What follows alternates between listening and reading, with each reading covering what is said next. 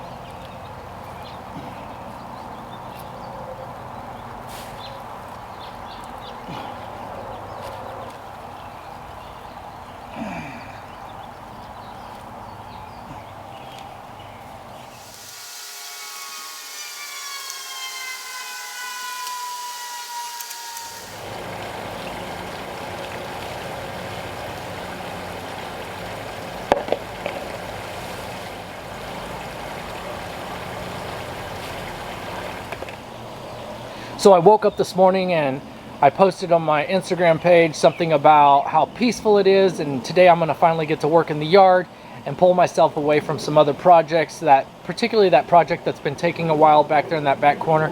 I was going to be able to just pull myself away from there and really kind of get my hands dirty in the mud and the dirt and get some of these annuals. I'm a little bit behind and spring's a little bit ahead. Sometimes that just happens, and so I'm just kind of out of sorts a little bit, and that project back there's been taking a little bit longer. If you've been following me for any length of time, we took down that pergola, and that was supposed to go in there, and then I had to reimagine that space because the homeowners behind us sold that property, and the individuals who moved in immediately put in a patio in the back. Well, the patio sits just above, almost about, well, let's see, if I'm standing in my yard, I can see their belt line from my fence line, so it's pretty high. It was, you know, it's kind of uncomfortable, so I had to reimagine that space, and I think it came through. We'll get to that project sooner rather than later, but right now I just kind of wanted to pull myself away from there, and then the humidity, the rain, and then I tweaked my back, so I wasn't able to really stay on that project like I would typically do. So I'm gonna pan over here to the left a little bit, and this is why I started at this site. Look how beautiful that looks back there.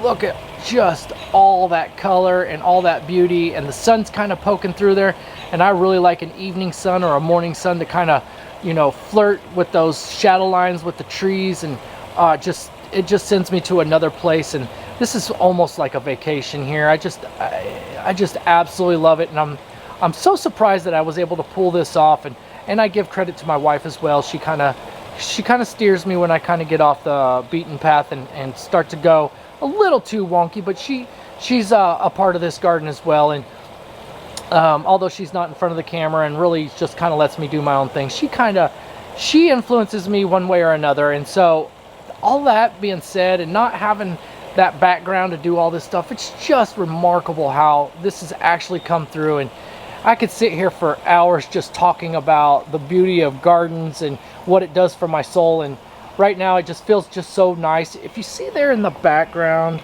I've got a couple planters there. I've got some to the right. I won't show you that because that's another project. Kind of got a little ahead of myself. You ever have too many irons on the fire? And that's kind of me. That project's just back there has been taking so long, and I'll get caught up. Just got too many irons on the fire, and sometimes I don't finish a project before I start another one. That being said, let's get back to what this video is all about, and that's this Coleus.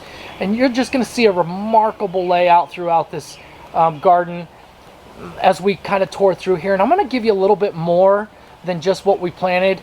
Of course I'll go through what we planted, but I just really want you to look at the layout of the garden. And maybe you're sitting on the couch or laying in your bed, or maybe you're at work taking a break and this popped up, or you follow me and it gave you the notification. But hopefully I can inspire you to kind of just change something. Maybe there will be a spark, and you'll decide that you want to go out and change a garden bed, or maybe even create a garden bed. Maybe you just all about looking at flowers, and you're just looking up something, and maybe you'll get your hands dirty and from this video. And I'm telling you, this whole gardening thing just suits me, and it wasn't never something I grew up in, and I'm so blessed that this actually happened to me, and I just caught the fever, and it's not going anywhere, guys. I'm fully invested in this. But let's just walk through here. I'm kind of rambling on, but look at these Coleus. It won't take long with this humidity.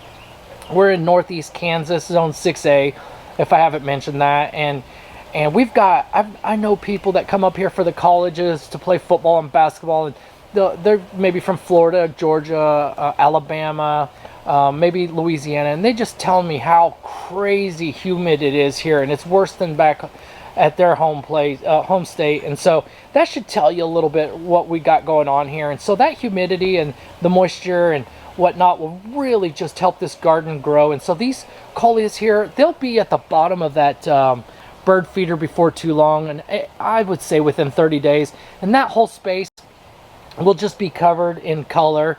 And you can see here along the edge, you might ask yourself why I leave that back.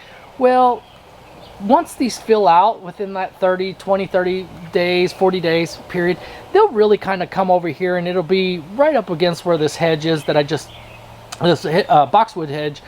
And so I don't want it to impede my space too much. I love to be able to touch a garden. You can see some of that back there, the spirea. I love when you can touch and feel and things brush against your leg or you reach down your hand. I think that's part of observing a garden, but sometimes it can be too much and impede your path. And I think if I'm playing my cards right by just leaving that back, you know, what is that? Probably 6 to 10 inches, and it really will fill that space in. Most of those Coleus are going to get 12 to 18 inches, and it won't take long, like I said. But I just think overall, if I plant too close to that sidewalk, we're really going to end up just, you know, brushing up against it, and then there's chiggers and there's different things, and I kind of want to leave it at that. But you can, so I'm going to kind of come over here. Now that project in the background, not the pots, but that project I was talking about. And if you're new to the channel, just bear with me. We'll get to that project, I promise. And those who've been following me, following this channel, I promise we'll get to it. It's a project, I'll tell you that. So I'm gonna just kind of stay in this lane and hopefully not give it away back there. Nothing too special, but sometimes the internet has a way to influence you, whether you're doing good or bad. And you know, I don't want to second guess myself, because when I reveal it, I want it to be done. I don't want to get into a mix where somebody either says something good, and it's the internet, so somebody could say something bad or influence me one way or another, and I just don't want to get involved in all that. And so I'll just kind of leave this little path right here, and you can use your imagination what it might possibly be. But you can see through there, and you remember the lighting project that I put up. And if you're new to the channel and just tuning in, go back to the lighting project. We really did a great job with kind of building this little entrance right through here and just guiding the way. So I'm really just excited about this pathway. So we're going to plan up these planters, and like I said, just for a second, just pretend they're not there, and we'll have the conversation down the road. But just look how that is to the left right here is Trocosmia, and you can see how it's just beautiful. And then did I mention the crabapple in the background?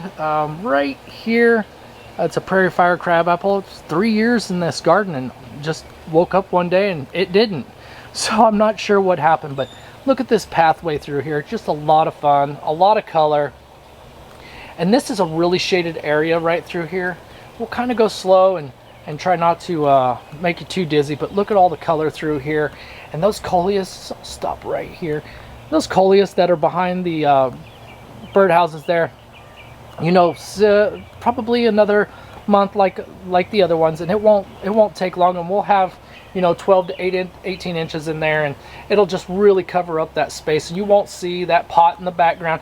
That planter will be another project. That whiskey barrel, I'll go ahead and pop some color in there. I just little by little, you know how that goes. And financially, it's plants are a lot higher than they used to be.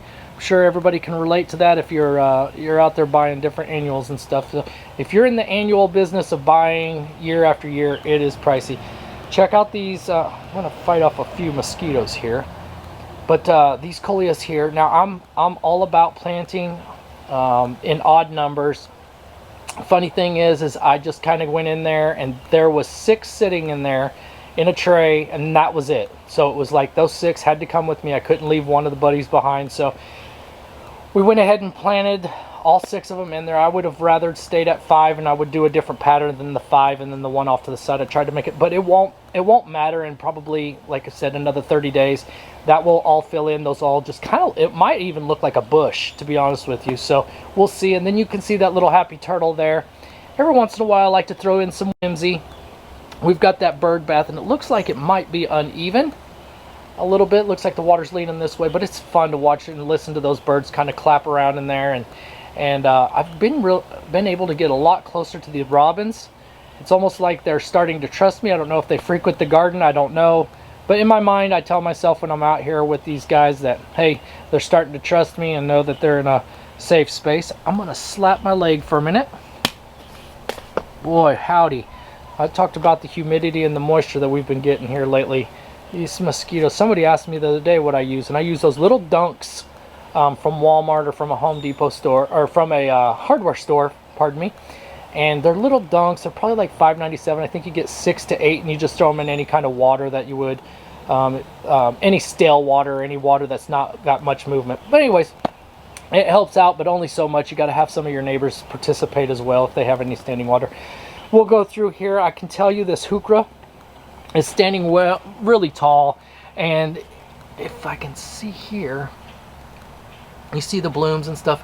I feel like we're about 2 weeks ahead, and I go off of my book, my journal that I keep. Everything feels like we're about 2 weeks ahead. We had such a mild spring, and I'm telling you, it's been absolutely beautiful. Last year was just windy as all get out, and feel free to leave a comment if you feel like that's what you're feeling in your neighborhood, whatever state you might be watching from. It's just been a really mild spring, and it's been great because last year was just windy and it felt like it blew every single day. And you can see here, I planted in that Japanese forest grass, those two right there. They're pretty slow growing, even with the humidity and the atmosphere that we have here in Kansas. They're still gonna, 2 or 3 years before I actually start to see anything, and maybe not even until that third year. I'll see more of a change if those rascally little rabbits come in here and chew them up. It seems like it's the first thing they start picking at. I've got them throughout the garden. I've planted them the last 2 or 3 years and still haven't seen much growth out of them. They get a little bit fuller, but they're not filling out as well. Maybe that's typical for Japanese forest grass. This is the variegated kind, and I'll pop up the names and hopefully that'll work out for you guys. And you may have already seen it by the time you see this video. I just don't know how I'll end up editing that. You can see here I have that ajuga that's right along the edge there. I really love how different plants, I talked about this before, but I really like low growing ground covers to kind of flirt with the sidewalks and the stepping stones, not just in my garden but in an overall garden. When I visit a garden, there's certain things that I'm looking for, and one of the things is, what's your ground cover? What's your plants doing with the walkway? Do I get to physically touch? Do I get to be physically involved with the garden as much as I am with a visual? And that really makes me feel like I'm part of the garden when I'm walking, if that makes sense. And you can see though, this ajuga, you saw in the video earlier, before I popped in those Coleus, I went ahead and popped some of that ajuga out of there because I'm going to add it to one of my pot plot projects, and it's not going to go in the planters, it's going to go around it. I can't wait to share that with you. The image is popping up in my head. I hope it works out. You ever start a project and you kind of visualize it and it doesn't always work out? So I'm one of those who is super critical of myself, and hopefully it works out, but we'll see. Now, one of the disadvantages of having ajuga is it will get into any of your other shrubs, plants, and smaller plants. It can really take over. You can see right here the heuchera. So that heuchera was a lot fuller last year, and now it looks like this because that's really aggressive, that ajuga. It's easy to take care of. You just put a shovel in it and it'll pop right out, but it has a tendency to kind of take over. So if I had a border, some type of material, maybe a border, I can really stop that from going over there. But I'll probably not fight that, and I'll just remove those remove the heuchera and place it in part of the garden that will really get established and really do it justice in that space. Let's go around here.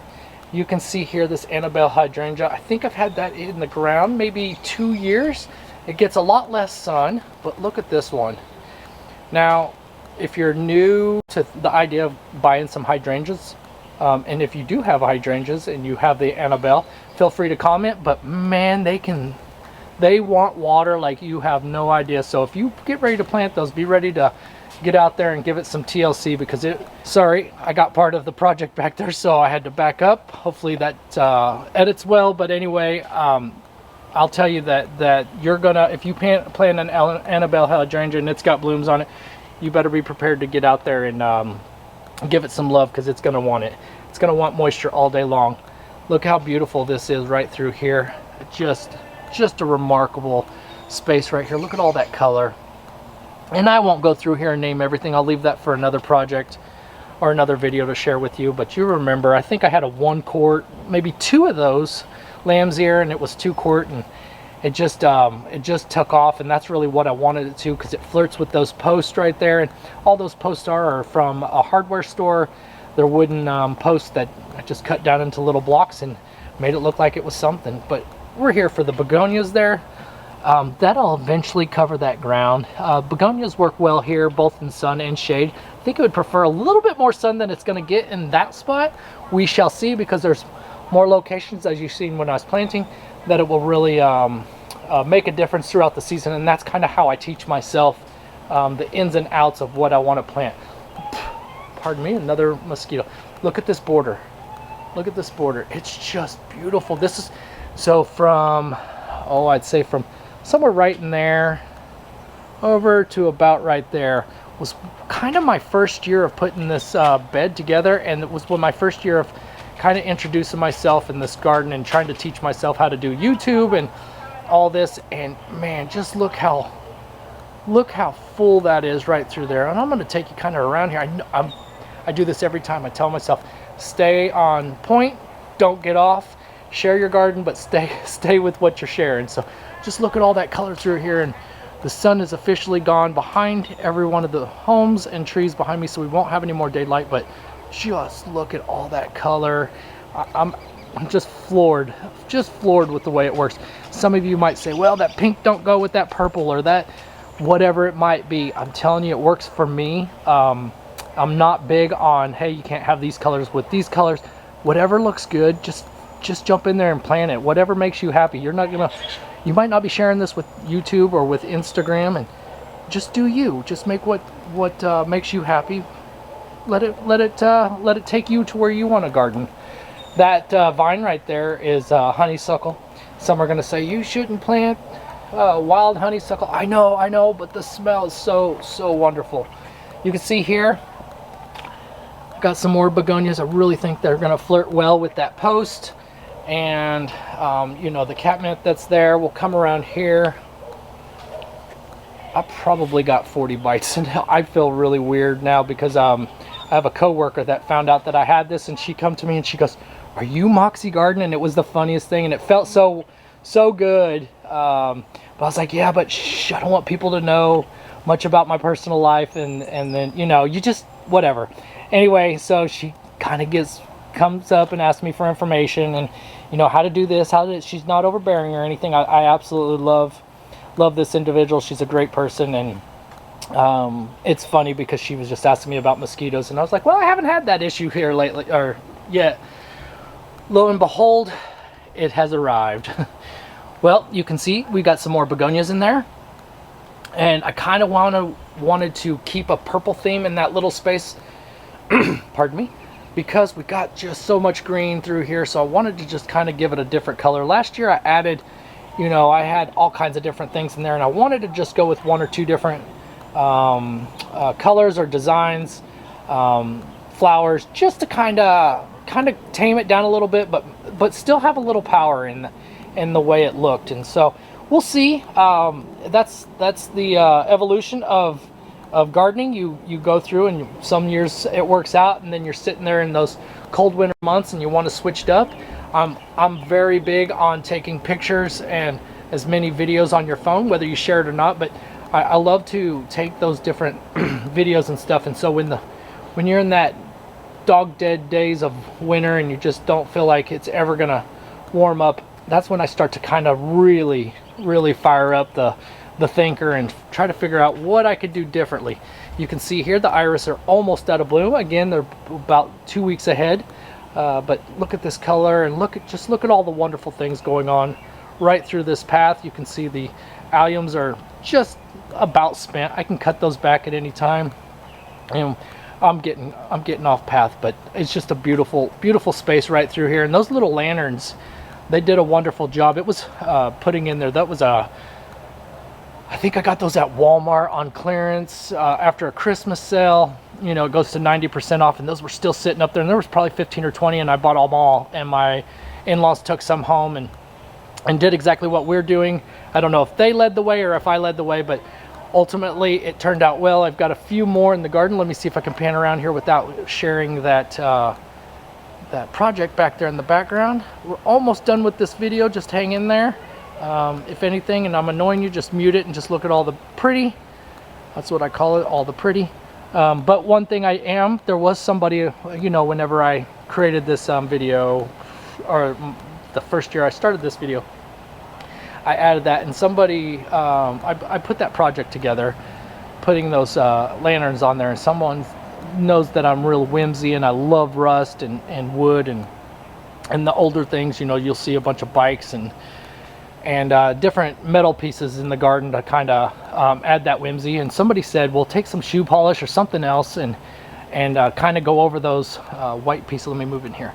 Those white pieces there on the lantern, and that'll kind of tame that white down and give you that rust look. And so that's a project I will be doing. Whether it's big enough to share with you guys, I don't know, but I'm just kind of rambling on, but I think it's just so much fun to be in this garden right here, right now, and hopefully you guys are experiencing that where you're at. It's funny because here we are in middle of May, early part of May, and there's going to be people that are just now having their gardens wake up, depending on where you're at. Maybe you're in Colorado or further north in Minnesota and those types of things. I don't know what your weather's doing right now, so just if you don't mind, go ahead and chime in and let us know what you're doing, what your gardens are doing, and what you're seeing. Are you just waking up? Are you a little bit ahead? I stopped right here because that project that was back there, that's some more of my whimsy. My brother hooked me up and made those. But anyways, we'll get those planted here soon. So anyways, guys, thank you so much for watching. Feel free to leave a comment. The more comments, the more people that watch, the more interested people become. And then I feel like I'm not just giving this out and wasting anybody's time. So feel free to like, hit the subscribe, share it, and leave a comment. We'll talk to you guys soon. Thank you for watching. Bye-bye now.